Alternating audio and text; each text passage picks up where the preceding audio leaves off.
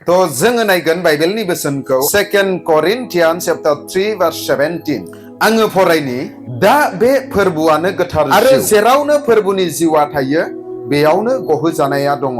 बेयाव इसोरनि बोसोना बुंदों जाहैबाय जेरावनो फोरबोनि जिउआ थायो बेयावनो मानसिफोरा सैताननि बोलोनिफ्राय बेमारनि बोलोनिफ्राय समयसानिफ्राय गहोजानाय दङ। दायो जोङो बेखौसो मिथिनो नांगौ जोंनि जथुमनायाव गोथार जिउआ दंना गैया, जोंनि खुलुमनाय सिबिनायाव गोथार जिउआ दंना गैया, आंनि नखर खुंनायाव गोथार जिउआ आंजों लोगोसे दंना गैया, आंनि आरज गाबनायाव गोथार जिउआ आंजों लोगोसे दंना गैया।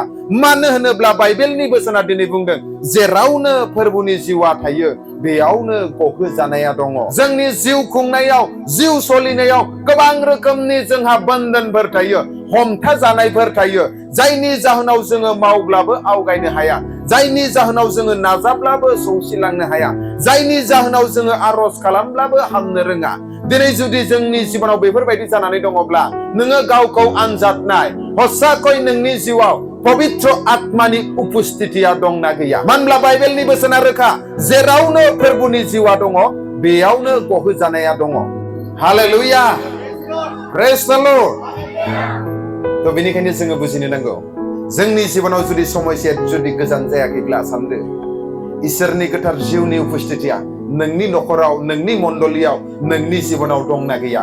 दिनै फोरबोनि जिउआ जुदि दङब्ला बे मण्डलियानो जागोन प्रेयार सेन्टार, बे मण्डलियानो जागोन डिलिभारेन्स सेन्टार, बे मण्डलियानो जागोन हिलिं सेन्टार, बे मण्डलियानो जागोन ट्रेनिं सेन्टार। हालेलुया, प्रेज द लर्ड। आरो बे बाथ्राखौ बुङोब्ला गोबां मानसिफोरा मिस्टेक जानो हागौ, माथो बिलाय प्रेयार सेन्टारनि एगेन्स्ट, आङो प्रेयार सेन्टारनि एगेन्स्ट नङा।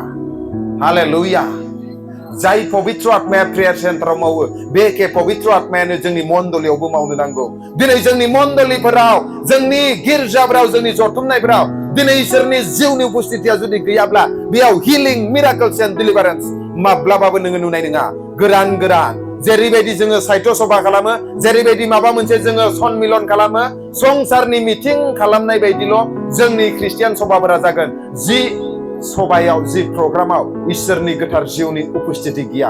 हालेलुया, प्रेज द लर्ड। मानोब्ला बोसोनाव लिरनाय दङ जाय जिउआ नोंनियाव दङ बे जिउआ संसाराव थानाय जिउनिख्रुइ गेदेरसिन। संसाराव जेखि जिउआनो थाया मानो बे जिउफोरनिख्रुइ नोंनियाव थानाय पवित्र आत्माया देरसिन। 2 जहन चैप्टार 4 verse 4 आव लिरनाय दङ दिनै नोङो गोथार जिउखौ लानानै जेब्ला जिउ खुंगोन संसारनि गाज्रि जिउआ नोंखौ एटेक खालामनो हाया। दिनै नोंनि जिबनाव जुदि पवित्र आत्माया दङब्ला नों खोमसियावनो थां, नोङो सुथुरनि गेजेरावनो थां, नोङो घटना जाथाय जानायनि गेजेरावनो थां, बा करुणा जानायनि गेजेरावनो थां, बा माबा मोनसे समस्या जानायनि गेजेरावनो थां, नोंखौ जाहैबाय गोथार जिउआ जेब्लायबो रैखा होनानै लागोन। हालेलुया। आरो दिनै इसोरनि जिउआ जाहैबाय जोंखौ गिनायनि जिउखौ होआखै, बोलोनि जिउखौसो होदों। जेब्ला जोङो थिमथिखौ फरायगोन जों बेयाव मोननो हायो जेरावनो अभिषेकआ रिलीज जायो बेयावनो मानसिफोरा उदांस्रि जायो। जहां कहीं परमेश्वर का अभिषेक उतरता है, परमेश्वर ने अभिषेक को रिलीज करता है, वहां लोग बंधन से छुटकारा पाता है। जोङो नायनि जिसयानि लिरनाय चैप्टर 10 verse 27। उस समय ऐसा होगा कि उसका बोझ तेरे कंधे पर से और उसका जुआ तेरे गर्दन पर से उठा लिया जाएगा और अभिषेक के कारण वो जुआ तोड़ डाला जाएगा। अभिषेक के कारण वो जुआ तोड़ डाला जाएगा। अभिषेकनि थाखाय, अभिषेक थावनि थाखाय बे नोंनि जिबनाव, नोंनि आत्मायाव बजा बायदि समस्या थानाया, बजा बायदि सैताननि जुंगाला बियो बायसगोन जेब्ला सासे मानसिनि जिबनाव अभिषेकआ रिलीज जायो। इंग्लिशाव आं फरायनि It shall come to pass in that day that his burden will be taken away from your shoulder and his yoke from your neck, and the yoke will be destroyed because of the anointing oil. Because of the anointing oil. अभिषेकनि थाखाय दिनै सैताननि गासै बजाफोरा, सैताननि गासै समस्याफोरा, गासै पापनि बोलोफोरा, गासै बेमारनि बोलोफोरा दिनै उदांस्रि जागोन जेब्ला सासे मानसिनि जिबनाव इसोरनि अभिषेकआ फैयो। हालेलुया, प्रेज द लर्ड। दिनै अभिषेक होननानै बुङोब्ला जोङो गोबां समावनो सानो जे मिनिस्ट्रि मावनो थाखायल' अभिषेक नांगौ।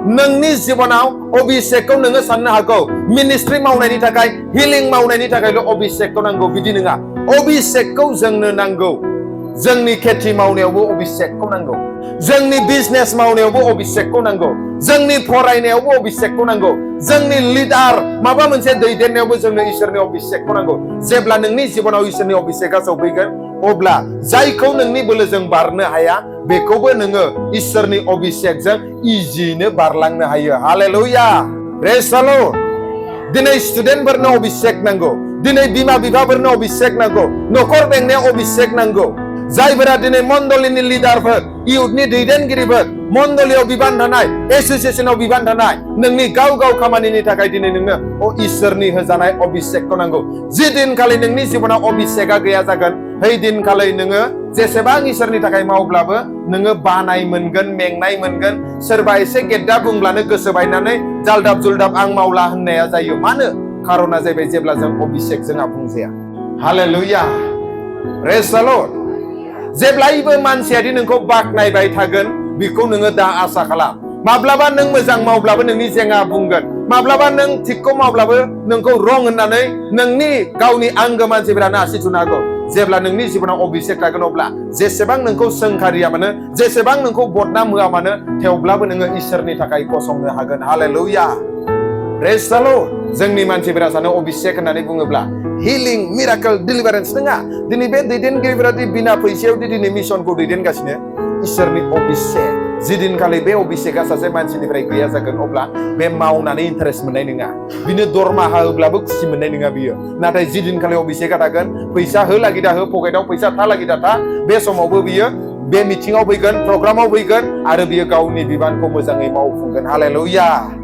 प्रेज द लर्ड बुजिदोंना बुजियाखै थोनहरजानाय एक्सप्रेडिटका चैप्टार 1 verse 8 दिनै मानो जिसुआ गावनि सेलाफोरखौ बुंनांगौ जादों जेब्ला नोंनि जिबनाव गोथार जिउआ फैगोन नोंनि सायाव जेब्ला गोथार जिउआ फैगोन अब्लासो नोङो बोलो मोनगोन अब्लासो नोङो जेरुसालेम सामारिया जुदिया बुहुम जोबनायसे आंनि साखिफोर जानो हागोन नाथाय बिनि सिगांबो अलरेडि जिसुनि सेलाफोरा जिसुजोंनो दंमोन जिसुजोंनो थादोंमोन आरो पबित्र आत्माया बिसोरनि सिङाव खामानि मावनायनि थाखायसो बिसोरो जिसुखौ जिउनि बासायगिरि होननानै नाजावनो हादोंमोन नाथाय बिसोरनि सायाव अभिषेकआ फैयाखैमोन जायनि जाहोनाव पिटारा आं नोंजोंनो थैफागोन आं नोंजोंनो बलि जाफागोन होनब्लाबो बियो खेबथाम थगायदोंमोन थमासआ जायनि जाहोनाव हिलिं मिराकल्स डिलिभारेन्सखौ नुब्लाबो बियो जाहैबाय जिसुनियाव जुदि आसि दांनो मोनाब्ला आं फोथाया होननानै अबिश्वासि जादों नाथाय जेब्ला अभिषेकआ फैबाय अब्ला बे मानसिफोरानो थैनो गिनाय गैयै बानाय गैयै जानानै गाव गावनि जिबनखौ बलि होनानैब्लाबो इसोरनि थाखाय गसंदों हालेलुया प्रेज द लर्ड बिनिखायनो जोंनि जिबनाव जुदि जों आवगायनो सानोब्ला जों जुदि जिबनाव जुदि साक्सेस जानोब्ला जोंनि जिबनाव जाहैबाय इसोरनि अभिषेक नांगौ हालेलुया जेब्ला नोंनि जिबनाव अभिषेकआ थागोन फरायनायनि अभिषेक खेथि मावनायनि अभिषेक बिजनेस मावनायनि अभिषेक मिनिस्ट्रि मावनायनि अभिषेक कुनु सैताना नोंखौ खोलैनो हानाय नङा हालेलुया प्रेज द लर्ड लास्ट फंसे बाथ्रा बुंनानै आङो फोजोबनो नागिरदों दिनै जाय बेक्तिफोरा जोंखौ इसोरनि दास होननानै नाजावबाय प्रग्रामाव एलाउ खालामबाय आरो जाय बेक्तिफोरा जोंनो थानो लागै जानो लागै होबाय आं बेखौनो खावलायो दिनै इसोरनि बोसोनाव लिरनाय दङ माथाइनि लिरनाय चैप्टार 10 40 निफ्राय लानानै 42 सिम 40 निफ्राय लानानै 42 सिम सोरबाया जुदि जिसुखौ नाजावोब्ला बिफा इसोरखौ नाजावनाय जायो सोरबाया जुदि जिसुनि थोनहर जानायखौ नाजावोब्ला जिसुखौ नाजावनाय जायो सोरबाया जुदि नाबिखौ नाबि होननानै नाजावोब्ला नाबिनाव थानाय बोरखौ मोनो सोरबाया धोरोमिया मानसिखौ नाजावोब्ला धोरोमिया मानसिनियाव थानाय बोरखौ मोनो सोरबाया जिसुनि उन्दैसिन सेलानो दै गिलासे होयोब्लाबो बियो सोरगोनि आफानिफ्राय बान्थाखौ मोनो दिनै आं बेनिखायनो खावलायो बेखौनो जाय बेक्तिफोरा दिनै गोसो गोरबोजों गोसो सिंनिफ्राय इसोरनि दास होननानै सेबा खालामबाय इसोरनि आशीर्बादा मोननै रोखोमै फैयो अभिषेकआ एनयन्टिंआ मोनसेया जाहैबाय समाव डाइरेक्टलि इसोरा नोंखौ मोगा-मोगि खालामनानै डाइरेक्टलि नोंखौ होयो आरो इसोरा जाहैबाय गावनि अभिषेकखौ गावनि दासफोरनि जुगिदे रिलिज खालामो एलाइजाया एलिसाखौ अभिषेक खालामनायनि उनाव एलाइजाया जेसेबां इसोरनि बोलोगोरा सोमोनांथाव हाबाखौ मावदों बिनिख्रुइ बांसिन एलिसाया मावदों पलनाव अभिषेक दङमोन आरो पलआ थिमथिखौ ले हेन्ड खालामनानै जेब्ला आरज खालामदों अब्ला थिमथिनाव इसोरनि आशीर्वादा रिलिज जादों।